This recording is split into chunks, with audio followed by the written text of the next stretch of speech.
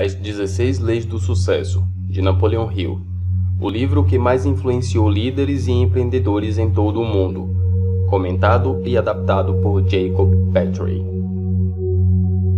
Lição 8. Autocontrole. A lei. Autocontrole é a capacidade que nós temos de dominar o nosso pensamento. Sem autocontrole, a imaginação se perde em devaneios e a mente assume as rédeas da nossa vida, puxando-nos para onde quiser, desperdiçando nossa energia e criando confusão. Se você, honestamente, deseja alcançar o máximo do seu potencial, precisa desenvolver domínio absoluto sobre seu pensamento e usá-lo para canalizar sua energia física, mental e espiritual para o fim específico que definiu como seu propósito de vida. Chaves do sucesso. Se tudo o que criamos é primeiro criado em pensamento, e se a natureza nos dotou de tal forma que temos controle absoluto sobre nosso pensamento, é correto dizer que também temos controle absoluto sobre aquilo que criamos. Se é assim, por que criamos tanta coisa que não desejamos? Ora, é porque, apesar de termos controle sobre o nosso pensamento, não o exercemos. E ao não exercê-lo, criamos nossa realidade por omissão. Quando você não tem controle sobre sua mente, você pensa em coisas que não gostaria de pensar, supõe coisas que não gostaria de supor, diz coisas que não gostaria de dizer, faz coisas que não gostaria de fazer e cria coisas que não gostaria de criar. Ter controle sobre si mesmo é ter controle sobre seus pensamentos, nada mais. Além do pensamento, o que mais haveria a ser controlado? Nesta lição, você encontrará as ferramentas para desenvolver a habilidade necessária para assumir esse controle em qualquer situação e criar a realidade em que você desejar. Em outras palavras, essa lição lhe ensinará de maneira muito prática como se tornar um Mind Master, isso é, um mestre da mente, o senhor do seu destino e o capitão da sua alma. Querer é poder. 1. A força de um Mind Master não está na capacidade de pensar, mas sim em algo 1000 vezes mais poderoso: o poder de controlar e direcionar seus pensamentos para onde quiser. Autocontrole é o domínio que temos sobre nós mesmos. Por meio dele, podemos dirigir nosso pensamento para fins específicos. Se você está seriamente pensando em fazer alguma mudança significativa na sua vida, essa é a qualidade que você mais precisa desenvolver. Procure estudar a vida de qualquer uma das pessoas que o mundo chama de grandes e verá que o sucesso dela foi proporcional à capacidade que ela desenvolveu de controlar e dominar sua mente. Basicamente, o autocontrole cumpre 2 papéis fundamentais em sua vida. Primeiro, ele é extremamente necessário para qualquer objetivo que você deseja alcançar. Segundo, ele pode evitar que a sua vida seja destruída em um momento de estresse, no qual facilmente se perde o controle. Grande parte das pessoas condenadas a viver confinadas em uma prisão está lá porque não teve o autocontrole suficiente para canalizar sua energia para algo positivo. Se analisarmos nossos momentos mais difíceis, nossos maiores desafios, perceberemos que nossa maior fonte de sofrimento disparadamente é consequência da nossa falta de autocontrole. Pense, por exemplo, sobre a principal causa da obesidade, do alcoolismo, da dependência de drogas, da infidelidade, da violência e até mesmo dos problemas financeiros que enfrentamos. Qual é o mal que pode ser responsabilizado por tudo isso? Nossa falta de autocontrole. A maior importância do autocontrole é garantir a você um trabalho em conjunto, de um número de recursos necessários para a realização do seu propósito definido. Como vimos nas lições anteriores, nenhuma pessoa pode pretender liderar os outros antes de aprender a liderar a si mesma. E para isso, precisamos de autocontrole. Autocontrole é ter controle sobre aquilo que pensamos. 2. Cada uma das 16 leis do sucesso é uma forma de exercer autocontrole. Sem ele, transformar sua vida se torna muito difícil. Vamos tratar um ponto já tratado anteriormente, mas crucial para a compreensão deste capítulo: o hábito de economizar. Pense no assunto. Por que temos tanta dificuldade em guardar uma quantia fixa do que recebemos? Ora, uma das razões, a principal talvez, é porque somos criaturas extremamente influenciáveis.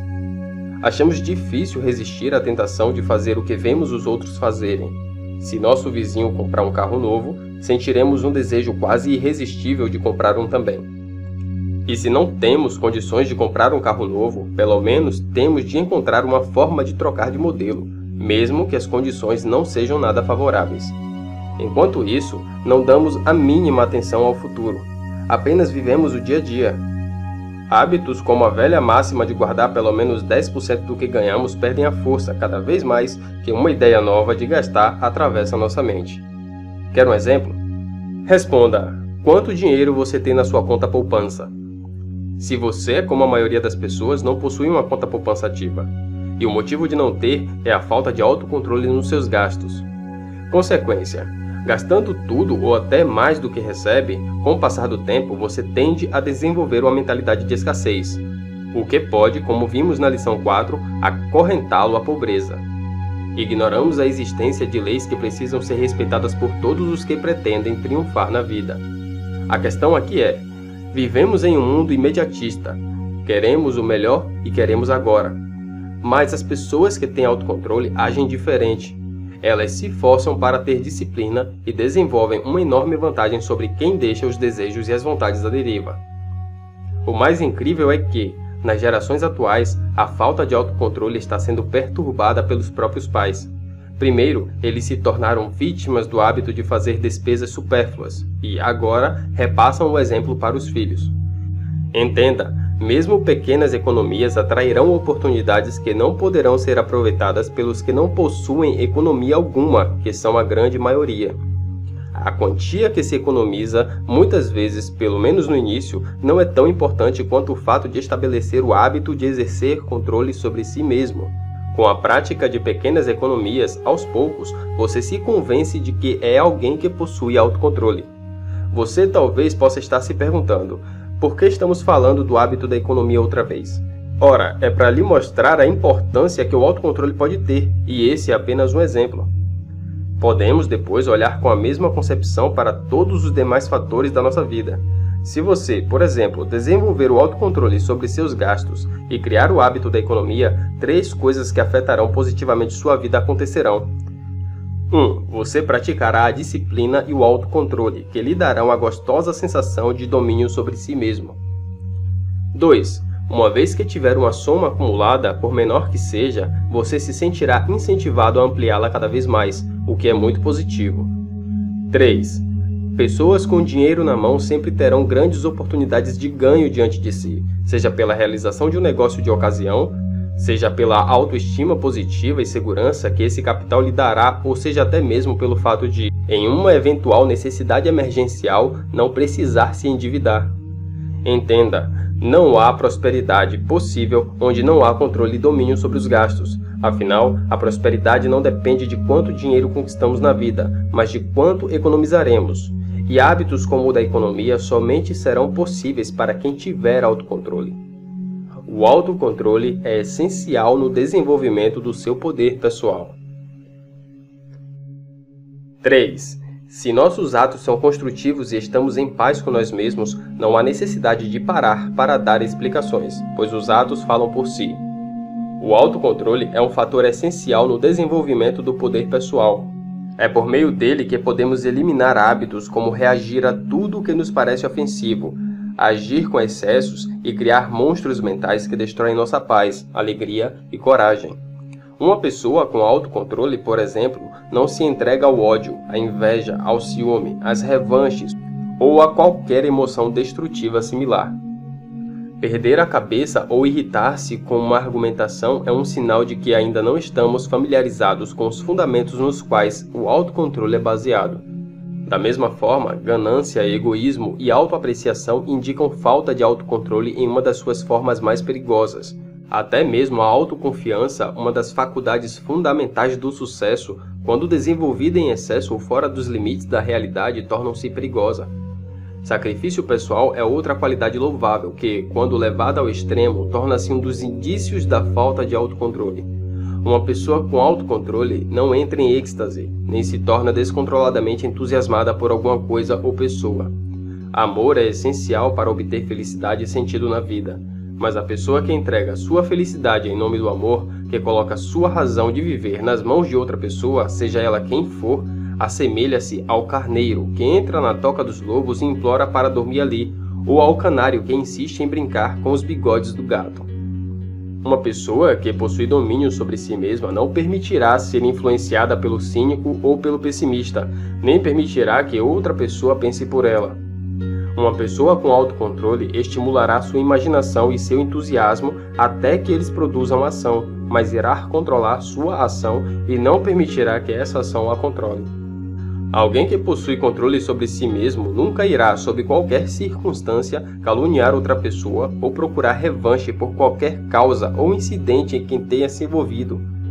Da mesma forma, não irá odiar aqueles que não concordarem com ele. Pelo contrário, irá se esforçar para compreender as razões que levaram essa pessoa a discordar dele e tirará qualquer proveito possível dessa compreensão. Por fim, a falta de autocontrole que causa mais aflição é o hábito de formar opiniões antes de estudar os fatos. Grande parte das informações que temos não é baseada em fatos. Trata-se de meras opiniões sem conexão com a verdade. Da mesma forma, grande parte dos fatos que conhecemos, embora seja verdadeira e real, não tem importância alguma para a realização do nosso propósito. Todos os fatos que podem ser usados para realizar nosso propósito são relevantes e importantes. Todos aqueles que não podem ser usados para esse fim têm pouca ou nenhuma importância e devem ser esquecidos. A incapacidade e a negligência em fazer essa distinção são responsáveis pelo abismo que separa tão bruscamente pessoas que possuem as mesmas habilidades e que têm oportunidades iguais, mas que alcançam resultados extremamente distintos. Apenas quando levarmos em conta fatos reais e verdadeiros, como uma relação direta com a consecução do nosso propósito, estaremos prontos para assumir controle sobre nosso pensamento. Quem tem autocontrole não se entrega ao ódio, inveja, ciúme, revanches ou qualquer emoção destrutiva. 4. O sucesso e a riqueza devem ser conquistados por meio do domínio de nós mesmos. Agora que você já sabe que autocontrole é o domínio sobre seu pensamento, é importante discutirmos de onde vem o estímulo que coloca nosso cérebro em ação.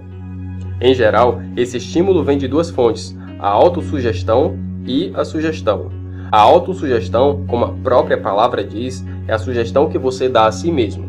Por exemplo, quando algo acontece conosco, imediatamente começamos um monólogo interno, onde explicamos a nós mesmos aquilo que nos aconteceu. O que falamos para nós mesmos nesses momentos tem grande influência sobre o sentido que o acontecido tem para nós e impacta fortemente nosso comportamento. E isso é a autossugestão. Por meio da autossugestão, podemos selecionar o tipo de pensamento com o qual alimentaremos nossa mente. Mesmo que o pensamento sofra a influência do condicionamento do passado, podemos, através da autossugestão, mudar esse pensamento e adequá-lo ao nosso desejo. Além daquilo que falamos para nós mesmos, tem aquilo que os outros nos dizem. E isso é conhecido como sugestão. Se não ficar atento, poderá facilmente permitir que outras pessoas definam seu pensamento por meio da influência que elas exercem sobre você. É exatamente isso que geralmente ocorre. As pessoas permitem que os outros decidam a qualidade e o conteúdo de seus pensamentos. E o que é pior, a maioria aceita essa influência sem ao menos se questionar se a sugestão que recebe faz sentido ou não. Ou seja, aceitar a decisão dos outros considerando cada palavra que eles dizem como verdade. Lemos os jornais e assistimos aos noticiários diariamente. Acreditamos naquilo que está escrito e no que é dito como se fosse a verdade absoluta. Geralmente, aceitamos essa intromissão como se não tivéssemos o poder de fechar a porta e não permitir o exercício de qualquer tipo de influência sobre nós. Não temos apenas o poder de pensar, mas algo ainda mais importante: o poder de controlar nossos pensamentos e dirigi-los para onde desejarmos. Por isso, autocontrole, como todas as outras lições que tratamos até aqui, é uma questão de exercer disciplina sobre nosso pensamento. Entenda, você tem o poder de selecionar o material que constitui o pensamento que predomina na sua mente. E você pode estar certo de uma coisa: os pensamentos que predominarem em sua mente, em última análise, o levarão ao sucesso ou ao fracasso. Então, se você possui controle sobre seus pensamentos e eles são a principal fonte do sucesso ou do fracasso, ambos dependem apenas da sua escolha. Isso faz do pensamento nossa ferramenta mais importante, a ferramenta com a qual construiremos nosso destino de acordo com nossa própria vontade. Se a energia que a maioria das pessoas desperdiça com a falta de disciplina e autocontrole fosse organizada e empregada de maneira construtiva na busca da realização de um propósito definido, todas as carências e faltas de oportunidade com as quais justificamos nossos fracassos seriam suprimidas. Da mesma forma, se o tempo que muitas pessoas gastam falando da vida alheia fosse aproveitado de maneira útil, seria suficiente para suprir todas as queixas de falta de tempo para buscar aquilo que desejamos mais intensamente. Todas as pessoas felizes, satisfeitas e que triunfam na vida são dotadas de disciplina e autocontrole, ao passo que aquelas que fracassam permitem que seus pensamentos, palavras e atos sejam reféns da sugestão dos outros, ou mesmo das circunstâncias que se impõem. Os pensamentos que predominam em nossa mente são o que nos levará ao sucesso ou ao fracasso. 5. Muitas pessoas passam a vida inteira à procura de tempestades e complicações, e em geral, elas encontram o que procuram. O pensamento é o poder mais elevado que temos à nossa disposição. Cada um de nós é a soma geral dos nossos pensamentos dominantes. Podemos controlar ou mudar quem somos ao mudar nossos pensamentos dominantes. Coloque em sua mente, por meio do princípio da autossugestão, pensamentos positivos e construtivos que estejam em harmonia com seu propósito definido. A mente irá transformar esses pensamentos em realidade física e devolvê-la para você como um produto já finalizado. E como se desenvolve o autocontrole? Quando você deliberadamente escolhe os pensamentos que deseja e se recusa a admitir sugestões contrárias, incoerentes com os seus objetivos, está exercitando autocontrole na sua forma mais eficiente e mais elevada. Os seres humanos são a única espécie capaz de fazer isso. Se você observar as pessoas à sua volta, facilmente perceberá que aquelas que alcançam sucesso e abundância material são as que possuem maior autocontrole. Por outro lado, as que dificilmente conseguem grandes resultados são as que permitem que seus pensamentos, palavras e ações se desenvolvam à revelia. Repito, ter autocontrole é exercer controle sobre a qualidade do nosso pensamento. Por isso, nas próximas lições, você aprenderá com detalhes como nutrir sua mente com os pensamentos que representam exatamente aquilo que você quer criar na sua realidade, eliminando aqueles que não estão de acordo com seus anseios. Quando você tiver plena capacidade de fazer isso, terá se tornado um Mind Master, uma pessoa que tem maestria sobre sua mente. E esse deve ser o seu objetivo maior. Acredite em mim, estimular nossa mente com sugestões e pensamentos da nossa própria escolha é um privilégio que todos temos, mas poucas pessoas sabem usar.